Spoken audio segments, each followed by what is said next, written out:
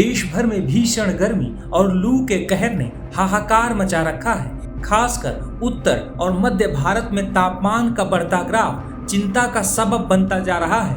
हालांकि मौसम विभाग ने वीकेंड पर भीषण गर्मी के बीच हरियाणा, पंजाब, दिल्ली, राजस्थान और बिहार के कुछ हिस्सों पर बादलों की आवाजाही और धूल भरी आंधी के साथ बूंदाबांदी या हल्की बारिश होने की संभावना जताई है।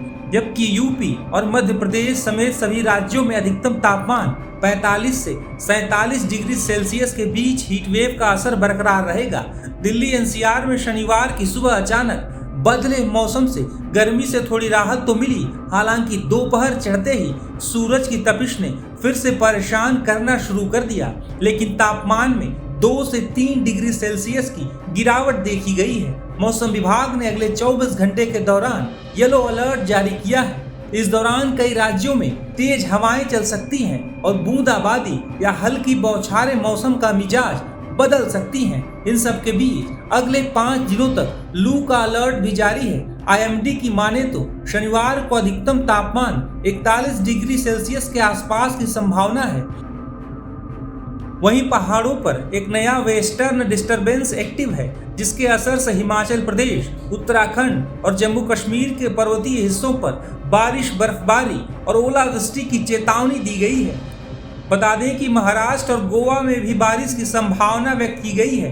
वहीं अरब सागर, अंडमान और निकोबार, बंगाल की खाड़ी में दक्षिण पश्चिम मानसून के प्रवेश के बाद तमिलनाडु, केरल, कर्नाटक, तेलंगाना और आंध्र प्रदेश में आंधी बारिश की गतिविधियां बढ़ने की संभावना है। वहीं बीते 22 मई को मौसम वैज्ञानिक डॉक्टर नरेश कुमार ने मौसम को लेकर क्या जानकारी दी थी, सुनिए। इस समय continues north west, central, east India, north peninsular India में हीट वेव कंडीशंस प्रिवेल कर रही है। अगर आप मैप में देखेंगे, हमारा आने वाले कुछ दिनों के लिए पंजाब, हरियाणा, उत्तर प्रदेश, मध्य प्रदेश, छत्तीसगढ़, कोस्टल आंध्र प्रदेश, विदर्भ रीजन और इसके अलावा कोस्टल आंध्र प्रदेश रीजन और तेलंगाना के लिए ऑरेंज अलर्ट है। और इसके साथ ही हमारा, अगर आप आने वाले 3 दिनों की बात करें, हमारा ईस्ट यूपी के लिए, ईस्ट यूपी के कुछ हिस्से स्पेसिफिकली साउथ यूपी और ईस्ट एमपी के नॉर्थर्न पार्ट और विदर्भा के कुछ हिस्सों के लिए और नॉर्थ कोस्टल आंध्र प्रदेश के लिए आने वाले 3 दिन के लिए रेड अलर्ट है। अगर आप ओवरऑल बात करें तो पूरा north west India, central India, even east India इस समय हीट वेव कंडीशंस की ग्रिप में है और ऑलमोस्ट ये सिनेरियो आने वाले 5 से 7 दिन बना रहेगा। इसके अलावा अगर आप बाकी हिस्सों की बात करें, वेस्टर्न हिमालय रीजन में इस समय एक वेस्टर्न डिस्टर्बेंस प्रभाव कर रहा है। उसके प्रभाव से वेस्टर्न हिमालय रीजन में मेन जम्मू कश्मीर, हिमाचल, उत्तराखंड, वहाँ पे लाइट मॉडरेट रेनफॉल एक्टिविटी आने वाले 3-4 दिन रह सकती है। और जिसके लिए हमारा स्पेसिफिकली आज हिमाचल के लिए हमारा 50 से 60 किलोमीटर पर आवर्स की विंड भी है, जिसके लिए हमारा ऑरेंज अलर्ट है। और उसके अलावा northern part of Punjab, Haryana में भी हल्का फुल्का रेनफॉल एक्टिविटी हो सकता है। अगर आप एनसीआर दिल्ली की बात करें तो हमारा अनुमान है एनसीआर दिल्ली में भी आने वाले 6 से 7 दिन जो टेम्परेचर्स हैं वो 44 to 46 रहने वाला है। और जो मिनिमम टेम्परेचर है, कल काफ़ी बड़े हुए थे, आज से वो भी थोड़ा सामान्य होने का ही अनुमान है। और एनसीआर दिल्ली के लिए भी हमारा 7 दिनों के लिए ऑरेंज अलर्ट है। बता दें कि देश के कई हिस्सों में तेज गर्मी की वजह से अस्पतालों में डायरिया और डिहाइड्रेशन के मरीजों की संख्या बढ़ती जा रही है।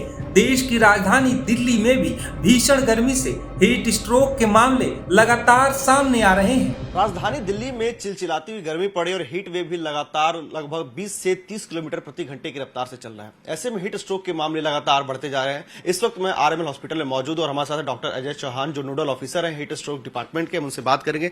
सर, ये बताइए कि बीते दिनों किस तरह के हीट स्ट्रोक के मामले बढ़ रहे हैं और किस तरह की स्थितियां देखने को मिल रही है?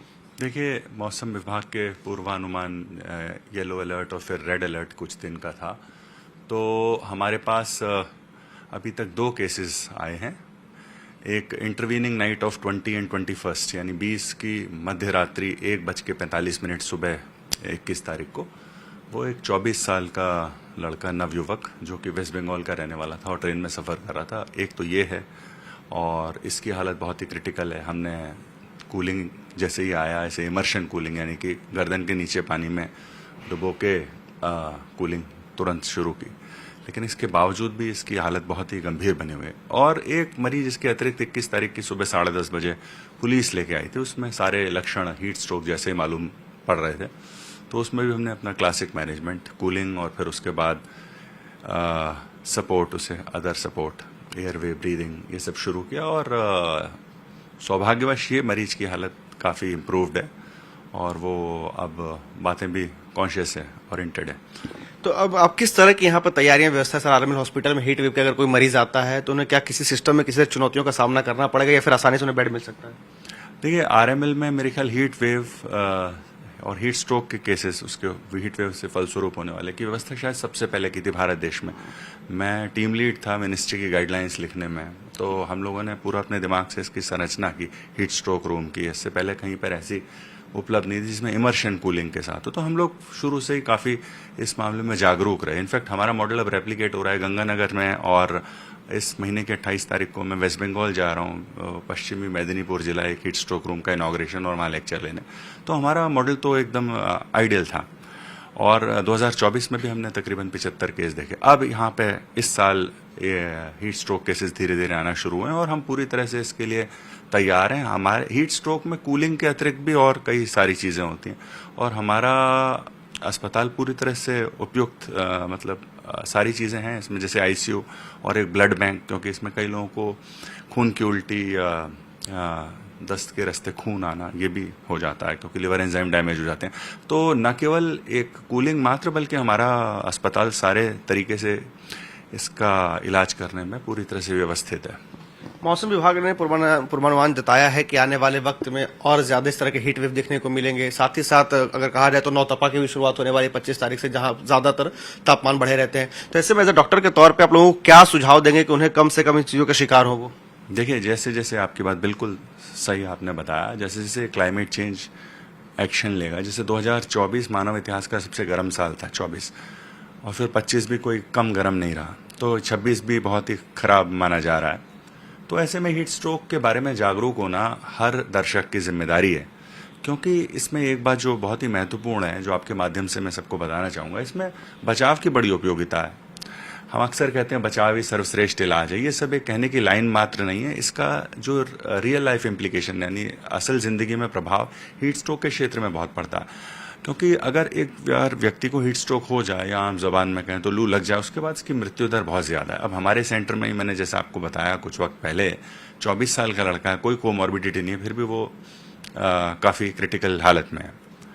तो इसमें बड़ी सिंपल सावधानियां हैं, बहुत ही साधारण सी बात है। जब बाहर निकलें तो सूती वस्त्र पहने जिनकी छिद्रता, पोरोसिटी ज़्यादा हो, और इसके अतिरिक्त सिर ढांप लें, हल्के रंग के कपड़े पहने, वक्त वक्त पे पानी और पारंपरिक पेय पदार्थ, पानी में नमक या इलेक्ट्रोलाइट्स एक चुटकी मिला लें, नमक या एक ORS, या फिर हमारे पारंपरिक पेय पदार्थ जैसे छाछ, पन्ना, नमकीन लस्सी, शिकंजी, बेलपत्र का जूस होता है, उसमें नमक मिला के। और एक बात ये बड़ी महत्वपूर्ण है जो गौर करने वाली है कि अगर चाहे प्यास कम भी लगे तो भी हमें वक्त वक्त पे पीते रहना चाहिए। ये 1-1.25 घंटे में लोग पी लें। इसके अतिरिक्त जो हमारे बंधुगण शारीरिक श्रम के काम से अपनी जीविका कमाते हैं, उनके लिए मेरा ये एडवाइस है आपके माध्यम से कि वो अगर थकावट महसूस ना भी करें तो भी घंटे भर, 1.5 घंटे, कभी अगर बहुत ज़्यादा गर्मी है तो 45 मिनट काम करने के बाद 15-20 मिनट का एक छाया विश्राम ले लें, किसी पेड़ के नीचे या बिल्डिंग की छाया के नीचे। अगर कूलर सुलभता से उपलब्ध हो तो उसके सामने खड़े हो जाएं, ठंडा पानी पिएं, थोड़ा पहुँचें, अपने आप को सुकून दें और फिर काम शुरू करें अगर बहुत ज़रूरी हो तो। आइडियल तो ये रहेगा एक आइडियल परिस्थिति में कि निकले ही ना लोग, लेकिन हमारे देश में कई लोगों का जीविकोपार्जन ऐसा है कि वो दुर्भाग्यवश उन्हें निकलना ही पड़ता। तो ऐसे में छोटे छोटे उपाय आपके प्राणों की रक्षा के लिए अत्यंत ही महत्वपूर्ण सिद्ध होंगे। तो सुना आपने डॉक्टर अजय चौहान का, इनका साफ तौर पर कहना है कि कोशिश करें कि सीधे सनलाइट के संपर्क में ना आए ऐसे वक्त में, और ज्यादा से ज्यादा अपना ख्याल रखें, पेय पदार्थ का इस्तेमाल करें और खास करके जो है धूप में निकलने से बचें, ताकि लोगों को जिस तरह से हीट स्ट्रोक के मामले बढ़ रहे हैं उनसे उन्हें राहत मिल सके। बड़ी सतत जाके साथ प्रेरित कुमार, टाइम्स नाउ, नवभारत।